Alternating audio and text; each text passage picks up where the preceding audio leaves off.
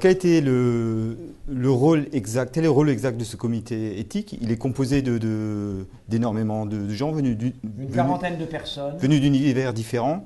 Voilà, alors d'après la loi, ça c'est décrit par la loi. Le comité d'éthique comporte environ la moitié de professionnels des métiers, puisque c'est le comité consultatif national d'éthique pour les sciences de la santé, pour les sciences de la vie et de la santé. Donc c'est biologie, médecine. Ce n'est pas la société en général. Et donc les professionnels, ce sont des professionnels des métiers de santé ou de la biologie, des chercheurs, des médecins, des soignants, etc. Le reste, c'est composé de la société civile. Il y a des représentants des grands courants de pensée, le catholicisme, le protestantisme, le judaïsme, l'islam et la libre pensée. 5 représentants des grands courants de pensée. On aurait pu en trouver d'autres, mais bon, c'est même les principaux. Il y a des représentants du Sénat et des chambres, représentants des professions juridiques, c'est tout à fait normal. Et les grands ministères, la Chambre, nomment également des représentants. Donc voilà sa composition. En gros, certains sont là parce qu'ils sont censés être compétents dans le domaine éthique, les autres sont là parce qu'ils sont censés être compétents dans le domaine professionnel dont s'occupe l'éthique, du comité d'éthique pour les sciences de la vie et de la santé. Son rôle est d'éclaircir, de permettre à la population ou bien aux parlementaires, aux législateurs, de clarifier les enjeux d'une question qui est un dilemme éthique. Alors un dilemme éthique, par définition, c'est un dilemme dont la solution n'est pas connue. Savoir si on peut tuer son prochain n'est pas une question éthique. On ne le tue pas, puis c'est marre. On le tue souvent, mais enfin, on ne va pas dire est-ce que c'est bien, est-ce que c'est pas mal. éthique. Le problème est réglé. En revanche, est-ce que l'on peut faire de la recherche sur l'embryon pour faire avancer les connaissances, soigner les gens, mais d'un autre côté, l'embryon est le début éventuel d'une vie humaine et la vie humaine doit être préservée, il y a une vraie tension éthique. De la même manière, on ne doit pas baisser les bras pour soigner les personnes prématurées ou personnes autres. Il faut véritablement essayer de tout mettre en œuvre pour les sauver. Mais est-ce que tout doit être fait, même si on sait que les chances de les sauver sont infinitésimales? Et que doit-on faire quand elles deviennent vraiment tout à fait négligeables? C'est le problème de l'acharnement thérapeutique. La fin de vie pose des problèmes éthiques. Tu ne tueras point est un précepte de qualité. Mais quid alors de quelqu'un qui demande à être tué?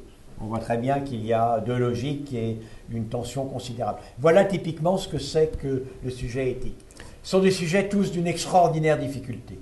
Un autre domaine, c'est celui des agresseurs sexuels. Est-ce que les agresseurs sexuels peuvent être, contre leur gré, soignés médicalement pour soigner leurs pulsions, pour affaiblir leurs pulsions, en tout cas sexuelles, par des anti-androgènes, en réalité, des castrateurs chimiques, il faut bien dire. Jadis, ça a été fait par la castration des délinquants, et aujourd'hui, ça peut être fait par des médicaments. D'un côté, préserver les victimes des agresseurs sexuels qui seraient contre. D'un autre côté, ces personnes, même les agresseurs sexuels, sont vraiment des personnes, et leur autonomie est fondamentale. Où est l'entre-deux? Donc voilà des exemples de vrais dilemmes, de vraies tensions éthiques. C'est tellement compliqué que pour qu'un législateur puisse s'avancer, même pour que la population se ressaisisse, c'est bon qu'elle puisse se fonder sur l'exemple d'un débat de personnes qui connaissent ce problème et qui ont l'habitude d'aborder ces difficultés. Et donc ce comité, il est uniquement consultatif. Il ne peut pas être autre chose que consultatif. Parce qu'on est dans une république laïque. Il n'y a pas dans cette république laïque de grands docteurs de la loi de l'être suprême. C'est la démocratie qui dit ce que la société considère comme légitime et illégitime. Et donc, personne ne peut remplacer l'expression de la démocratie in fine, par exemple, pour légiférer. Ce n'est pas un comité d'experts qui va dire le bien et le mal dans une société plurielle et laïque. En revanche, pour que le législateur, la population d'abord et le législateur ensuite, puisse essayer d'être éclairé avant que de statuer, le rôle consultatif du comité éthique est important. Voilà exactement quel est son rôle. Ah, moi, j'aimerais avoir votre avis. J'ai pris un exemple qui est le séquençage. Vous avez expliqué ce que c'est. Il y a un exemple qui est très connu. C'est Angelina Jolie qui a décidé de l'ablation de ses seins parce qu'elle avait fait un séquençage, alors je ne sais pas comment on appelle ça, ADN, hein, et elle avait vu qu'elle avait 87% de chances d'avoir un cancer du sein ou des seins. Cette pratique, en France, que je sache, elle est interdite. Non, elle n'est pas du tout interdite. Enfin, elle est limitée sur le fœtus, à la trisomie, des choses comme ça. Elle va pas généraliser, mais elle va augmenter. D'ores et déjà, il faut voir quelle est la réalité, si vous voulez. La réalité, c'est que le cancer du sein frappe une femme sur 9. De ces cancers du sein, donc c'est une maladie très fréquente, de ces cancers du sein qui frappent une femme sur 9, il y en a environ 7% qui sont génétiques. Et les femmes qui ont hérité notamment de l'un de deux gènes qu'on appelle BRCA1 et BRCA2, il y en a quelques autres qui jouent un rôle moins important, au lieu d'avoir un risque sur 9, ont, si elles vivent jusqu'à 70 ans, ont de 50 à 75 chances sur 100 de faire un cancer du sein. C'est-à-dire qu'elles risquent plus de faire un cancer du sein que de ne pas en faire. Et ça, c'est encore statistique, mais c'est un risque extraordinairement élevé. Qu'est-ce que l'on peut faire quand on a détecté cela? Et que les femmes le sachent. Imaginons qu'une femme qui n'est pas ici, aucune femme qui est ici n'a certainement une affaire comme cela, mais une autre femme vient me voir en disant « Docteur, vous avez le résultat de mon test ?» Je lui dis « Oui, madame, malheureusement, vous avez une mutation du gène BRCA1 qui prédispose au cancer du sein et de l'ovaire. » Elle me dit « Ah, docteur, c'est drôlement bien parce que maintenant que vous le savez, vous éviterez que je ne sois atteint de cette terrible maladie. » Et comme moi, je suis un homme vraiment sincère d'une franchise absolue, je lui répondrai « Écoutez, madame, non, ce que je vais vous proposer, c'est que l'on puisse vous examiner 2 fois par an, faire une mammographie 1 fois par an, faire également des échographies abdominales pour détecter très tôt un cancer des ovaires. Mais on a les statistiques, cela ne réduira que de 30% le risque de cancer que vous avez. Ah, c'est terrible, docteur. Donc, mes risques de cancer restent très, très élevés. Est-ce que vous n'avez pas mieux à me proposer? Je dirais, si, madame, j'ai mieux. Le cancer de l'ovaire survient profondément dans l'abdomen, dans le ventre. Quand on le détecte, il est déjà, en règle générale, assez évolué. Et donc, le mieux, c'est que l'on vous ôte les 2 ovaires. Alors, évidemment, vous n'aurez plus d'enfants, mais souvent, ces femmes, tout le monde, ont un âge tel que ça peut ne pas être dramatique. Et autrement, on peut prélever des ovules, et aujourd'hui, il y a une possibilité néanmoins d'avoir un enfant, même après l'ablation des ovaires. Ah bon, docteur, et cette fois-ci, je ne risque plus rien.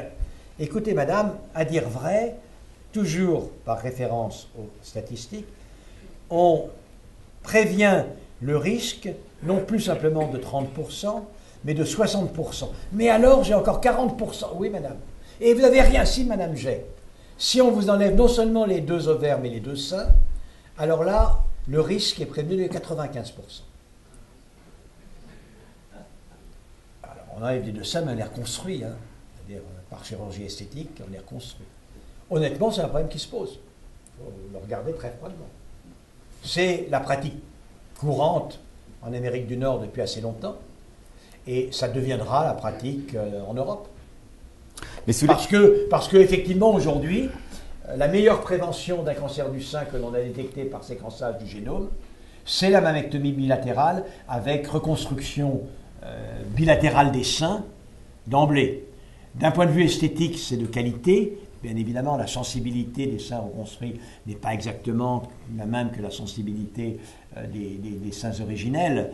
Cela étant dit, à mettre en équilibre, en balance avec le risque de cancer, je ne veux pas dire que je le préconise, mais je dis qu'il faut regarder froidement. Et il n'y a pas de raison, d'un point de vue éthique, d'interdire cela. Ça, c'est profondément la liberté des femmes. Il faut que les femmes soient informées, qu'on leur dise la vérité, et puis qu'elles puissent décider. Alors, ce qui est bien vrai, c'est que c'est une liberté un peu particulière.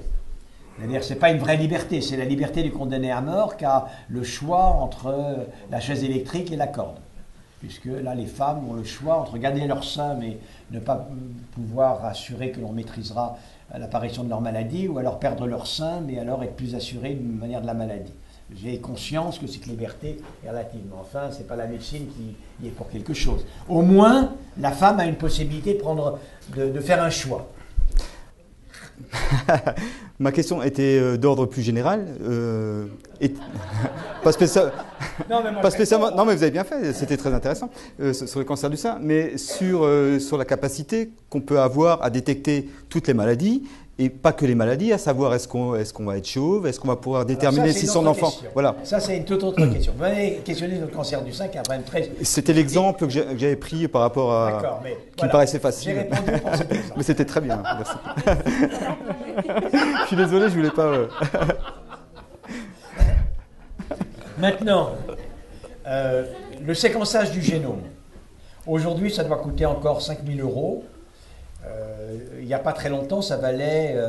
J'ai entendu 1000 € maintenant. Oui, 5 000, ça baisse vite. Ouais, mais... et demain, disons dans 10 ans, ça coûtera 100 à 200 €. C'est-à-dire que ça sera accessible. Et il n'y a pas de doute qu'une partie importante des terriens, dans 20 ans, aura sur son téléphone portable la séquence de son génome, et avec déjà un traitement informatique pour que les différents risques soient répertoriés, et que l'on présentera par conséquent cet élément au médecin que l'on ira voir. Alors, qu'est-ce que ça apportera? En fait, d'un point de vue purement santé publique, ça n'apportera pas grand-chose. Il y a des cas particuliers, mais on voit bien qu'on ne peut pas le généraliser à la population entière. Si une femme d'une famille à risque, veuillez m'excuser, si une femme d'une famille à risque, dans le cas du cancer du sein,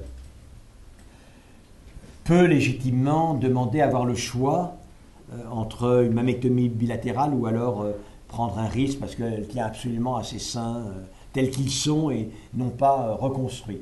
C'est au moins un élément de liberté. Mais on ne va pas dans la population générale à des femmes qui n'ont jamais été inquiètes, qui ne demandent rien, d'un seul coup leur dire « Écoutez madame, vraiment pour vous garantir une vie la plus tranquille possible, on vous propose de vous enlever les 2 seins. » C'est ridicule et en plus ça n'a aucun intérêt parce que comme la plupart des cancers du sein ne sont pas génétiques, des femmes qui sont testées négatives pour la prédisposition génétique au cancer du sein ont encore un risque sur 10 ou un risque sur 11 de faire un cancer du sein. C'est-à-dire, elles ne peuvent absolument pas être rassurées. Donc, on voit très bien... que ça n'a aucun intérêt en termes de politique de santé publique et dans la population générale. Mais pour les gens qui ont les brevets sur la séquence du gène du cancer du sein, qui vendent les tests, l'intérêt, il y a des industriels ici qui connaissent bien, l'intérêt est d'élargir le marché. Et moi, j'ai vu une publicité de Myriad Genetics qui a les brevets. Et cette publicité est redoutable. C'est une publicité qui montre, avec une voix off derrière, une radio de poumon, à droite et à gauche, une très belle femme, mais le visage extrêmement amaigri, émacié, on voit qu'elle est très très malade. Et à regarder la radio de poumon, on voit pourquoi. Elle a ce qu'on appelle dans notre jargon un lâcher de ballon de métastase de cancer du sein dans les 2 poumons. Elle n'en a plus pour longtemps. Et la voix off derrière dit « Madame, ne faites pas comme si vous ignoriez que l'on peut détecter la prédisposition à cette terrible maladie. Aujourd'hui, l'on peut vous proposer un choix. Demain, on pourra vous proposer un traitement préventif. Et ce qui est vrai pour vous l'est encore plus pour vos petites filles. Madame, faites-vous tester. Ne jouez pas l'autruche. faites tester vos enfants. Imaginons que ce message efficace soit entendu par 10% des femmes des pays les plus développés. On va dire qu'il y a 400 millions de femmes d'un niveau économique qui pourraient sans doute se payer ce test, il vaut 2000 euros tout de même le test, qui pourraient se payer ce test. Imaginons que 40 millions de ces femmes, par conséquent, se fassent tester. 40 millions multipliés par 2000 euros. Ça fait 80 milliards. Pour un test génétique, un marché potentiel de 80 milliards de dollars, c'est en dollars, de 80 milliards de dollars. Bien évidemment, ça c'est une autre logique. Ce n'est pas la logique de santé publique, mais c'est la logique commerciale. Et donc ça c'est le monde réel. Le monde réel et la confrontation entre ces deux logiques. Alors, c'est vrai pour le séquençage du génome entier. Une fois que vous aurez le séquençage du génome entier, ou alors on vous dira, écoutez, la population générale a un risque sur 100 de faire, ou disons un peu plus, à 10 risques sur 100 ou 5 sur 100 de risque de faire un infarctus du myocarde. Du fait de vos anomalies, vous avez 8%, voire 9% de chance. La personne dira, écoutez, moi je m'en fous de votre truc. Ce que je veux savoir, c'est si je ferai ou pas un infarctus du myocarde. Et donc l'intérêt individuel, il est faible. Et ce que donnera au mieux pour l'essentiel du séquençage du génome, c'est cela. Et puis même, moi je vais vous raconter une histoire qui est inventée, mais qui marque bien un peu la donnée du problème. Il y a Hervé qui vient me voir. Hervé, il a fait séquencer son génome, et il vient pour que je lui donne le résultat. Alors je lui ai dit, écoutez, monsieur Hervé, très intéressant, votre génome, très intéressant. J'ai un beau génome. Voilà. Compte tenu de vos prédispositions et de vos résistances, voilà un peu comment vous devez modifier votre manière de vivre. Premièrement, vous avez une anomalie dans le système de digestion des graisses. Donc, votre plat principal, ça doit être des poireaux à l'eau avec un peu de jus de citron. Évidemment, vous évitez tout ce qui est matière grasse, le beurre, le foie gras, horreur des horreurs, peut-être des fois un peu de jambon maigre, mais ne dépassez pas. D'ailleurs, les poireaux avec un jus de citron et le jambon maigre, c'est excellent. Et puis, vous avez une très grande sensibilité aux maladies génétiquement transmissibles. Donc, réellement, pour ce qui est des contacts physiques avec des personnes, d'abord, ne le faites que protéger, très protéger. Essayez de le faire parce que des fois, ces engins, ça se déchire, donc on ne sait jamais. Essayez de le faire aussi peu que possible, parce qu'autrement, on ne peut jurer réellement de rien. Vous avez aussi, malheureusement, une très grande sensibilité et une certaine faiblesse, une paresse, dans les systèmes de réparation de l'ADN abîmés par les rayons, et notamment les radiations ionisantes, et en particulier les ultraviolets du soleil. Et donc, jamais en maillot de bain, au soleil, jamais réellement, là encore, sortez couvert, avec une ombrelle. Alors, et puis je continue, et vous me regardez plein d'espoir. Et voilà, docteur, heureusement que vous m'avez dit tout ça, parce que j'aurais jamais rien fait de tout ça. Et grâce à vous, docteur, ça va être vachement bien, parce que là, je vais vivre longtemps. Et moi, comme tout à l'heure, je suis très franc, je vais vous dire, écoutez, je ne sais pas si vous allez vivre longtemps, mais en tout cas, la vie, elle vous semblera longue.